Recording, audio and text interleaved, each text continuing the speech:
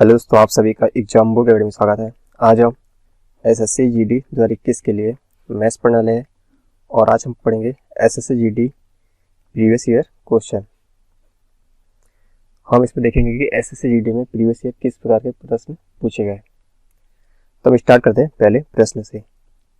यदि x plus Y अनुपात x minus Y बराबर 3:2 है, तब हमें X square plus Y square अनुपात X square minus Y square का अनुपात क्या होगा, ये हमें बताना है। हम मान लेते हैं कि x प्लस वाई बराबर 3 के और x माइनस वाई बराबर 2 के।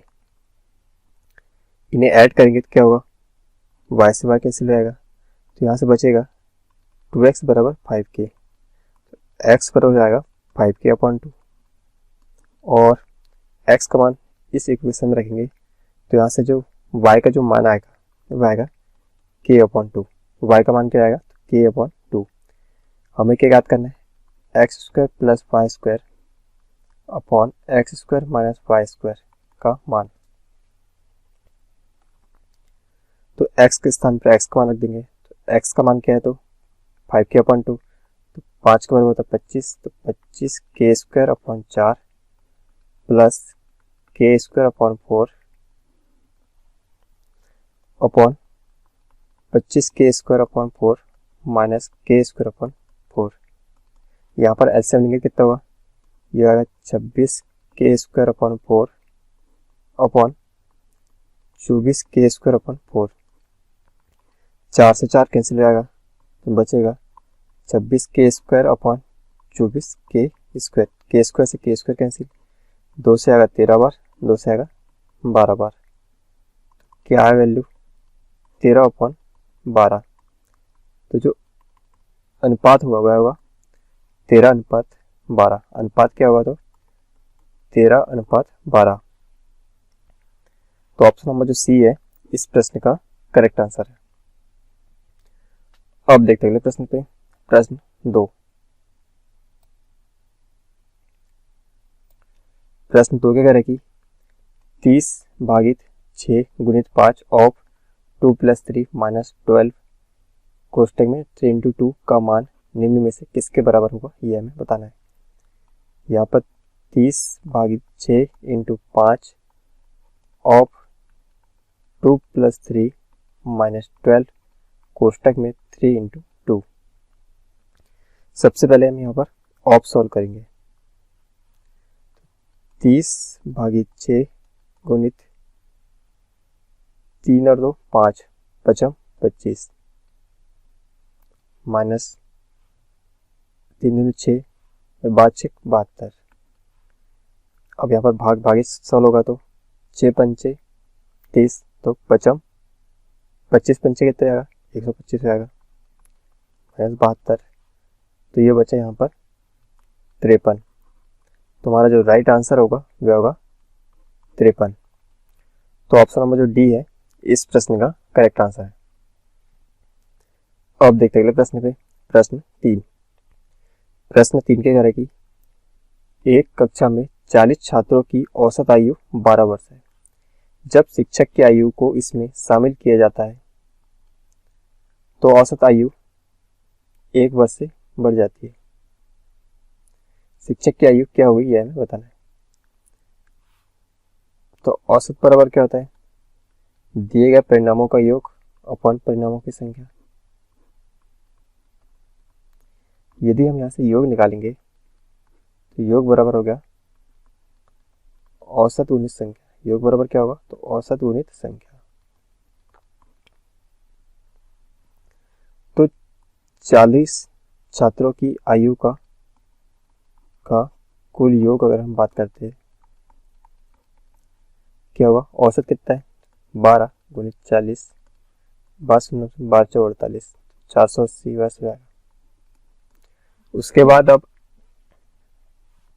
जब शिक्षक की आयु को इसमें शामिल किया जाता है तो पहले 40 की थी, अब टोटल कितने होंगे 41। तो 41 की आयु का कुल योग, 41 लोगों की कुल आयु का योग क्या हो जाएगा, तो औसत क्या हो जाएगा, 1 से बढ़ जाता है 13 हो जाता है गुणित 41। तेरह कम 13 बचा 1, 13 52 और 1 53, तो 533 वर्ष। हमें क्या याद करना है? शिक्षक की आयु। हमें याद करना है शिक्षक की आयु। तो हम क्या करेंगे, जो 41 लोगों की जो टोटल आयु है 533, इसमें से माइनस कर देंगे 40 छात्रों की आयु। तो यहाँ से बचेगा 3 5, तो 53 वर्ष। तो जो शिक्षक की आयु जो होगी वह होगी 53 वर्ष। तो ऑप्शन नंबर जो सी है इस प्रश्न का करेक्ट आंसर है। अब देखते हैं अगले प्रश्न पे। प्रश्न 4। प्रश्न 4 क्या है कि रवि और सुमित का वेतन 2:3 के अनुपात में है। यदि प्रत्येक के वेतन में 3000 की वृद्धि हुई है तो नया अनुपात 35:50 हो जाता है। सुमित का नया वेतन क्या है यह हमें बताना है। कौन कौन है? एक रवि है और दूसरा सुमित। मान लेते इनका वेतन 2x और 3x है। प्रत्येक के वेतन में 3000 की वृद्धि होती है, तो 2x plus 3000 upon 3x plus 3000 बराबर 35/50। 50 को गुना 2x प्लस 3000 के साथ कर देंगे तो ये आएगा 100x प्लस 150 3 0 35 दिया 105x प्लस 105 3 0।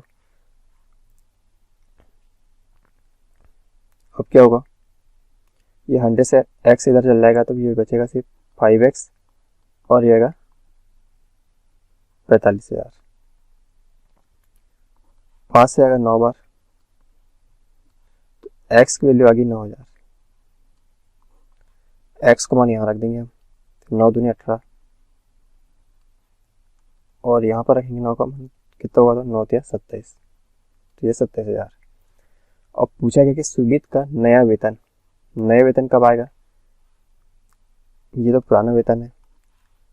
प्रत्येक के वेतन में 3000 की वृद्धि होती है, कब हमें नया वेतन बताना क्या होगा। तो इसमें भी 3000 ऐड कर देंगे तो जो सुमित का नया वेतन आएगा वो हो जाएगा 30,000। सुमित का नया वेतन कितना जाएगा 30,000। तुम्हारा जो आंसर होगा 30,000। तो ऑप्शन नंबर जो ए है इस प्रश्न का करेक्ट आंसर है। अब देखते अगले प्रश्न पे। प्रश्न 5। प्रश्न 5 क्या करे कि वह सबसे बड़ी संख्या ज्ञात करे जिसके द्वारा 47, 95 और 187 को विभाजित करने पर प्रत्येक मामले में समान शेष रहे, इक्वल शेष बचना चाहिए। तो यहाँ पर 47 है, 95 है और 187। तो हम इसे ऑप्शन से सॉल्व करेंगे। कैसे सॉल्व करेंगे, तो ऑप्शन से, मतलब कि सभी जगह समान शेष बचना चाहिए। तो हम सबसे पहले सबसे छोटे ऑप्शन से लेंगे। सबसे छोटा ऑप्शन क्या है 4। हम 4 से सभी में भाग देंगे। 4 से इसमें भाग देंगे तो 4 एकम 4 और फिर 7 में 4 एकम 4, तो कितना बचेगा 3 बचेगा। तो यहाँ पर 3 शेष बचा। उसके बाद यहाँ 4 के भाग देंगे, 4 दूनी 8 बचा 1, 4 या 12, यहाँ पर भी 3 शेष बचा। यहाँ पर 4 से भाग देंगे 187 में, तो 4 चौक 16 बचा 2, 4 छक्के 24, तो यहाँ पर 3 शेष बचा। हमें प्रश्न में क्या पूछा था कि सभी जगह 3 शेष बचना चाहिए। तो सबसे बड़ी संख्या 4 होगी, जिससे इन सभी जो नंबर है इनको हम जब 4 से डिवाइड करेंगे तो सभी जगह 3 शेष बचेगा, समान शेष बचेगा। तुम्हारा आंसर क्या होगा 4। तो ऑप्शन नंबर जो सी है इस प्रश्न का करेक्ट आंसर है। अब देखते हैं अगले प्रश्न पे। प्रश्न 6। प्रश्न 6 के कह रहे हैं कि दुकानदार को 40 रुपए में एक वस्तु बेचने पर 8% का नुकसान होता है। 6% लाभ प्राप्त करने के लिए वस्तु का विक्रय मूल्य क्या हुआ यह हमें बताना है। तो यहाँ पर SP है 40 और लॉस हो रहा है 8% का, तो यहाँ से हम CP निकालेंगे। तो CP का फार्मूला क्या आएगा, SP into 100 upon 100 plus minus profit या लॉस परसेंट। अब यहाँ पर एसपी कितना है तो 46 है इंटू 100 अपॉन लॉस होगा तो यहाँ पर माइनस की चिन्ह आएगा, तो 100 माइनस 8 कितना होगा तो 92। 46 से आ गया 2 बार, 2 से आ गया 50 बार, तो एसपी आया 50 रुपये। एसपी आ गया 50 रुपये। अब क्या करना है, 106 रुपये का लाभ प्राप्त करने के लिए वस्तु का एसपी निकालना है। अब बताना है एसपी। एसपी बराबर होता है CP into 100 plus minus profit या लॉस परसेंट अपॉन 100। तो सीपी है 50, 6% का प्रॉफिट के लिए निकालना है, तो 100 प्लस 6 कितना आएगा 106 अपॉन 100। 50 से आ गया है 2 बार, 2 से आ गया 2 पंचे 10, 2 तिया 6, तो 53 रुपये। हमें क्या याद करना था, एसपी याद करना था। तुम्हारा आंसर कितना है 53 रुपये। तो ऑप्शन नंबर जो बी है इस प्रश्न का करेक्ट आंसर है। अब देखते अगले प्रश्न पे, प्रश्न 7। प्रश्न 7 क्या करेगी, एक विश्वविद्यालय में विज्ञान, गणित और भाषा का अध्ययन करने वाले छात्रों की संख्या 2:4:9 के अनुपात में है। यदि विज्ञान, गणित और भाषा के छात्रों की संख्या में क्रमशः 10%, 20% और 40% की वृद्धि की जाती है तो नया अनुपात क्या होगा, यह हमें बताना है। यहाँ पर विज्ञान, गणित और भाषा इसमें अध्ययन करने वाले छात्र हैं। किस केस में, तो विज्ञान, गणित और भाषा में।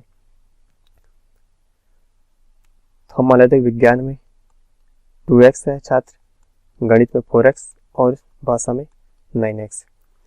अब वृद्धि कितनी हुई थी, 10%, 20% और 40% की। तो 2x में 10% की वृद्धि हुई तो 110 अपॉन 100। इसमें 4x इंटू 120 अपॉन 100। इसमें 9x इंटू 140 अपॉन 100। रेशियो निकालना हमें, 100 से 100 कैंसिल हो जाएगा, 1 शून्य से 1 शून्य कैंसिल, 1 शून्य कैंसिल, x से x कैंसिल हो जाएगा। तो यहाँ पर बचा 2 इंटू 11, 4 गुणित 12, 9 गुणित 14, 2 से कैंसिल हो जाएगा, 2 से 2 बार जाएगा, 2 से आएगा 7 बार, तो ये बचे 11, 12 दूनी 24, 9 7 63। तो जो हमारा नया अनुपात आया कितना है, 11:24:23। तो ऑप्शन नंबर जो सी है इस प्रश्न का करेक्ट आंसर है। अब देखते हैं प्रश्न पे, प्रश्न 8। प्रश्न 8 की कह रहा है कि वार्षिक आधार पर चक्रवृद्धि 5% प्रतिवर्ष की दर से 2 वर्ष के लिए राशि पर चक्रवृद्धि ब्याज 205 रुपये साधारण ब्याज ज्ञात कीजिए। हमें यहाँ पर साधारण ब्याज ज्ञात करना है। दर क्या है तो 5%, इससे हम लिख सकते हैं 1/20। तो जो प्रिंसिपल मान लेंगे हम 20 का वर्ग बराबर होगा 400 यूनिट। प्रिंसिपल कितना हो गया 400 यूनिट, तो 400 का हम जब हम 1/20 निकालेंगे तो आ गया 20 पहले वर्ष के लिए। अब दूसरे वर्ष के लिए 1/20 निकालेंगे तो ये हो गया 20, और इसका भी ब्याज जो 1/20 निकलेगा वो होगा 1। तो 20 और 20 40 और 1 41। यहाँ पर 41 यूनिट के हमारे पास है चक्रवृद्धि ब्याज है। प्रश्न में 205 है तो 41 से आ गया 5 बार, तो 1 यूनिट का मान आया कितना 5। अब हमें प्रिंसिपल निकालना है। प्रिंसिपल क्या 400 यूनिट, तो 400 गुणित 5 बराबर होगा 2000। तो प्रिंसिपल आ गया 2000 रुपये। हमें ऐसा ही याद करना है। प्रिंसिपल कितना है हमारे पास है 2000, दर कितनी है तो 5%, समय कितना है 2 वर्ष अपॉन 100। 2 शून्य से 2 शून्य कैसे, 20 गुणित 10 हुआ 200। तो जो सिंपल इंटरेस्ट आएगा वो आएगा 200 रुपये। कितने रुपए तो 200 रुपये। तो ऑप्शन नंबर जो बी है इस प्रश्न का करेक्ट आंसर है। अब देखते अगले प्रश्न पे, प्रश्न 9। रामा और हरि मिलकर एक काम को 15 दिन में पूरा कर सकते हैं। रामा हरि से 2 गुना तेज काम करता है, फिर हरि अकेले यह काम कितने दिनों में पूरा कर सकता है, यह हमें बताना है। यहाँ पर रामा है और हरि है। रामा जो है हरि से 2 गुना, हरि यदि एक काम करेगा तो यह इससे डबल काम करेगा, 2 गुना करता है, तो यह इनकी क्षमता का रेशियो आ गया। किसका रेशियो? क्षमता का रेशियो। तो टोटल वर्क यहाँ से निकालेंगे हम। टोटल वर्क कैसे निकालेंगे? दोनों मिलकर 15 दिन में पूरा कार्य करते हैं। दोनों का एफिशिएंसी कितनी है? 3 है, तो 15 3 45, टोटल काम होंगे 45। अब पूछा क्या कि हरि अकेले यह काम कितने दिन में कंप्लीट करेगा। हरि यह काम अकेला कितने दिन में करेगा? टोटल वर्क है 45, हरि की एफिशिएंसी है 1, तो हो जाएगा 45 दिन। तो जो हरि है अकेले इस काम को 45 दिन में पूरा करेगा। तो ऑप्शन नंबर जो ए है इस प्रश्न का करेक्ट आंसर है। अब देखते हैं प्रश्न पे। प्रश्न 10। प्रश्न 10 क्या करेगी? यदि 15 श्रमिक 10 दिनों में 1800 रुपये कमा सकते हैं, तब 8 दिनों में 5 श्रमिकों की अर्जित राशि ज्ञात कीजिए। यहाँ पर क्या कि 15 श्रमिक है, 10 दिनों में कितने रुपये कमा लेते हैं? तो 1800 रुपये। तब 8 दिनों में 5 श्रमिक कितने रुपये कमाएंगे? तो कहते हैं x रुपये कमाएंगे। अब क्या करना हमें? 15 का गुना x के साथ, x का गुना 10 के साथ, 15 गुणित x गुणित 10 बराबर 5 गुणित 1800 गुणित 8, 5 गुणित 1800 गुणित 8। यहाँ से 5 से आएगा 3 बार, 3 से आएगा 3 6 18, 1 शून्य से 1 शून्य कैंसिल,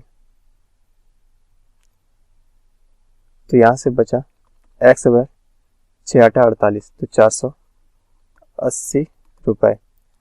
तो जो अर्जित जो राशि होगी वह होगी 480 रुपये। राशि क्या होगी? तो 480 रुपये होगी। तो ऑप्शन नंबर जो सी है इस प्रश्न का करेक्ट आंसर है। तो यह था हमारा एसएससी जीडी के का प्रीवियस ईयर पार्ट 2। यदि यह क्लास आपको पसंद आई तो इस चैनल को सब्सक्राइब करें।